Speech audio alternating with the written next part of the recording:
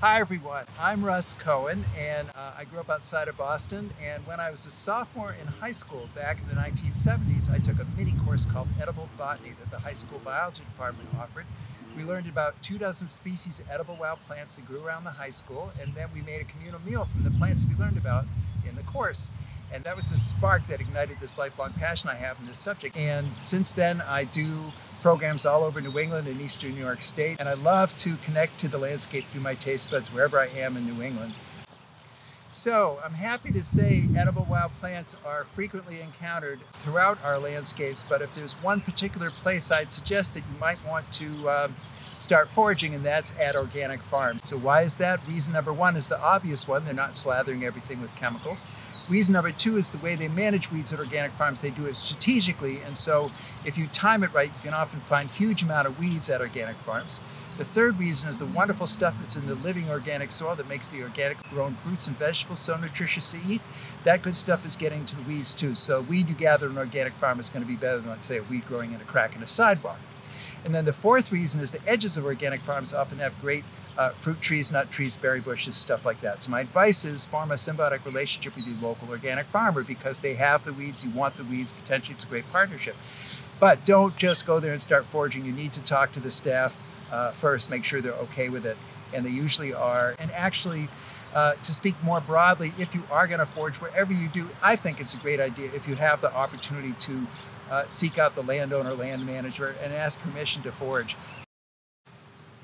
So this blooming plant right next to me is a wild rose, and let me just say about all roses are edible, whether they're wild or domesticated, and the two edible parts are rose petals and rose hips. And a rose hip is just the fruit of any rose, wild or domesticated.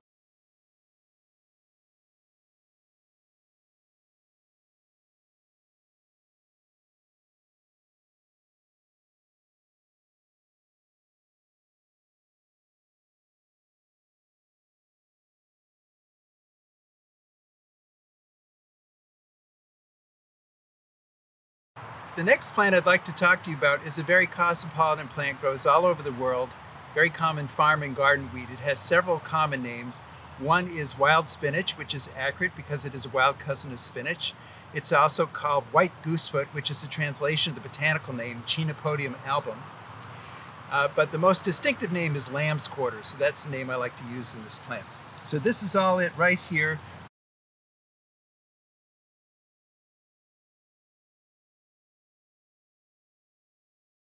Really common farm and garden weed, and June is a great time to find it, to forage for it, although you can find it at this height later on during the growing season because it thrives on disturbance. And so anytime the farm tractor is in here tilling the field for the next crop, once the ground is disturbed, the lamb's quarter seeds will germinate and you'll see young plants like this again. So you'll notice in the center of each plant there's a little white dust, and that's not from the adjacent road or anything. That's a natural mealy dust the plant produces on its own. It's one of the ways to help identify the species. So this is in fact a wild cousin of spinach.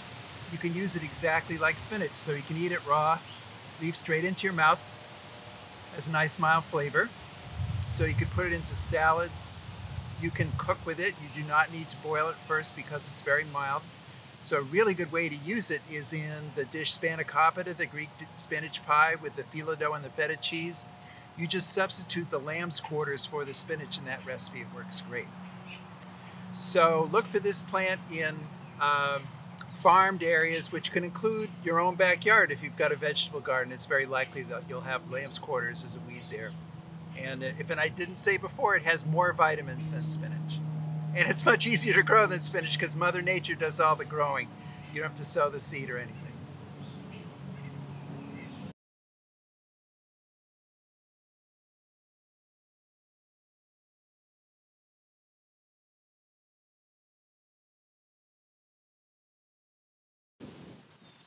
Now I'd like to talk to you about this vine right here. This is one of our native wild grapes. This is the Riverside grape.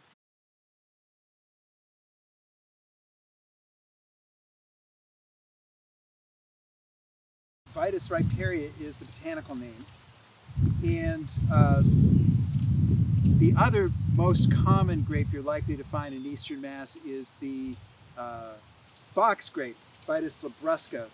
And the way to tell them apart is on the Vitis labrusca, so the other grape, this is a white woolliness on the underside of the leaves that will turn a coppery color in September. And these always stay smooth and green.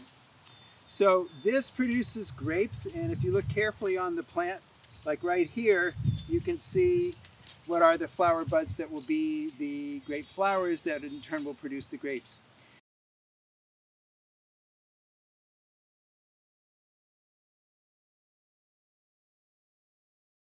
But the Riverside grapes aren't that yummy. They're kind of musky flavored and a little small, so you can still use them for jam or jelly. But the reason I'm talking about this plant now, as the solstice approaches, is because some people say that this species, the Riverside grape, makes the best stuffed grape leaves. So we're just in time to do that right now. So you look for leaves like this one that is pretty close to fully grown, but still nice and tender.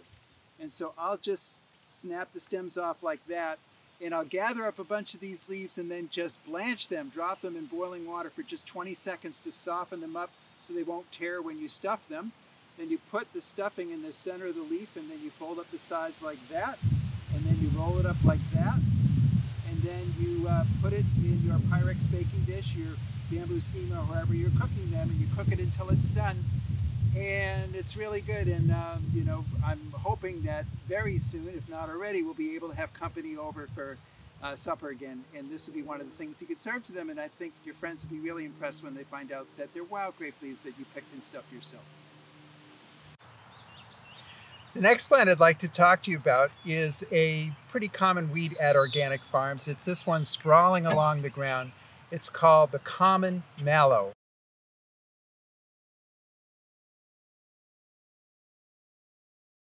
M-A-L-L-O-W, Malva neglecta.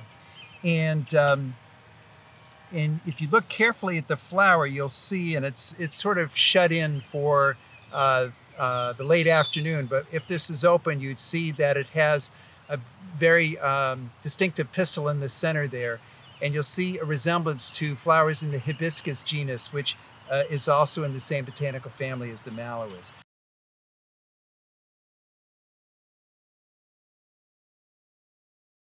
So the whole above ground part of the plant is edible. It's relatively mild.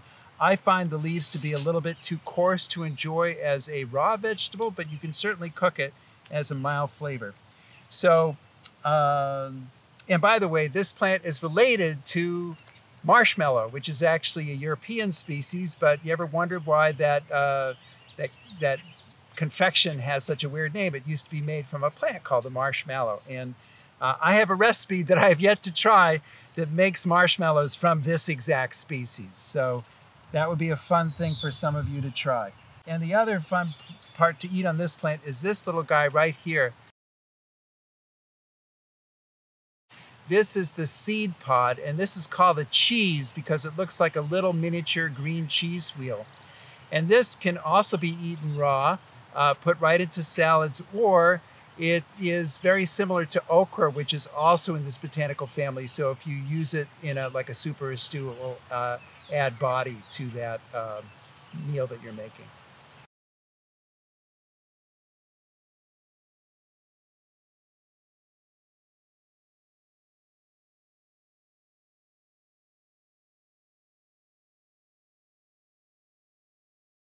Now I'd like to talk to you about this diminutive little plant that you see growing in very gravelly soil, which is actually its preferred habitat. So the whole plant has a distinctive aroma, but it's most noticeable in the flowers. If you pinch the flowers and give them a sniff, it smells just like canned pineapple. And in fact, this plant is called pineapple weed. It is a close cousin to chamomile, and you do make tea from it. So you just steep the flowers where the flavor is strongest, or actually any of the leaves, in hot water for a few minutes to get a beverage which tastes like canned pineapple.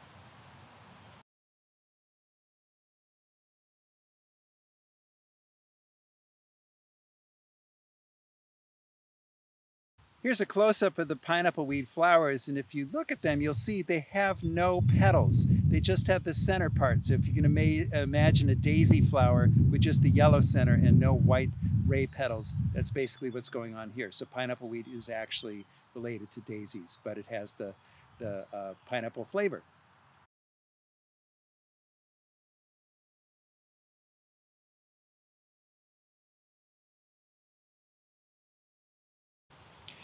Now I'd like to talk to you about a plant that's edible year-round. It's the black birch.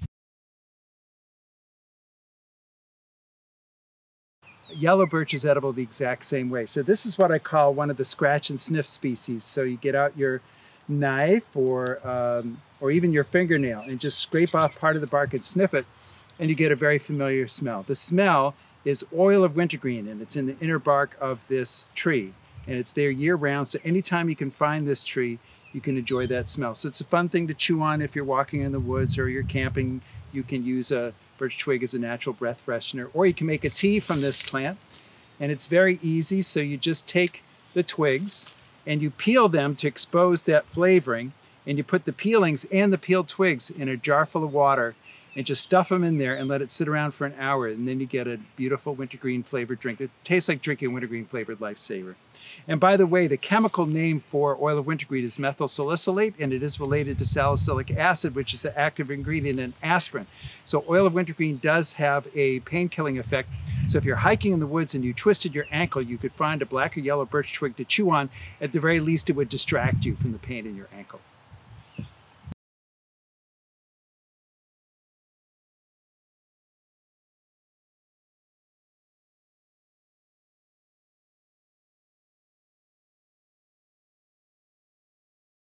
The next plant I'd like to talk to you about is black raspberry. Black raspberry is in the genus Rubus, which is in the rose family, and genus Rubus has lots of familiar plants too, like red raspberry and blackberry are also in this genus. I'm happy to tell you that all the Rubus fruits are edible, and so you don't really need to know what exact species you have. But so here's the black raspberry, and it's getting to bloom now, and the fruit will be ripe in late June and early July. So we're pointing it out at the end of May.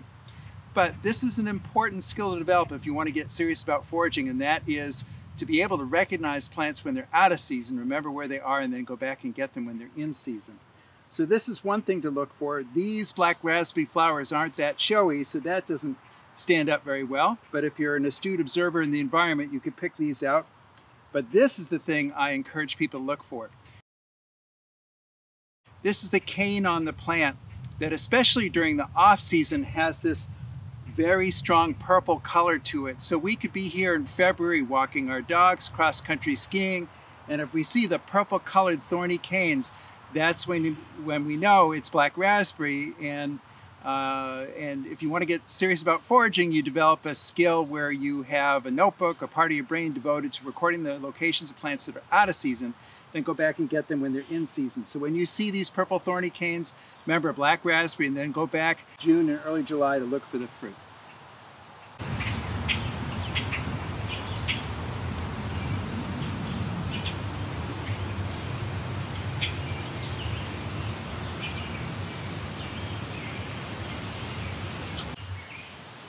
Now I'd like to talk to you about an edible tree.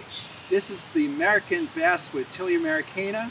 And what you might run into in Greater Boston even more frequently is its cousin, the Tilia cordata, which is the little leaf linden from Europe, which is planted a lot as a street tree. And they're both equally edible, so whether you have one or the other doesn't matter. One of the ways to recognize them, you see the leaf is asymmetrical. It's got an irregular shape to it, so I look for that. So basswood leaves are edible. Also little leaf linden leaves are edible. In the spring when they first come out, they're mild in flavor. You just eat them straight off the tree if you want. And my favorite part to eat on the plant isn't out yet, but it will be out by the solstice, and that is the flowers. So the flowers are attached to the plant on a little stem right here. So there'll be some yellowish green flowers will come out here, and then this thing is called the brat. And this is on the plant so that when these turn into little nutlets and it falls off the tree, it does the little helicopter thing on the way down. So it's hoping the plant will produce, a gust of wind will come and blow the seed further away from the plant. So these flowers make a delicious tea with a lemon honey flavor, and it not only tastes good, and you could use the flowers fresh or dried either way. It has two medicinal uses. It's soothing to your digestive system and to your mental state at the same time. So herbalists are very fond of this plant. Well, I hope you've enjoyed this brief glimpse this virtual taste of the wild edible bounty that surrounds us in eastern Massachusetts on our brief little foraging excursion today. And I hope that you'll have an opportunity to connect to nature via your taste buds. It's a lot of fun. Happy foraging!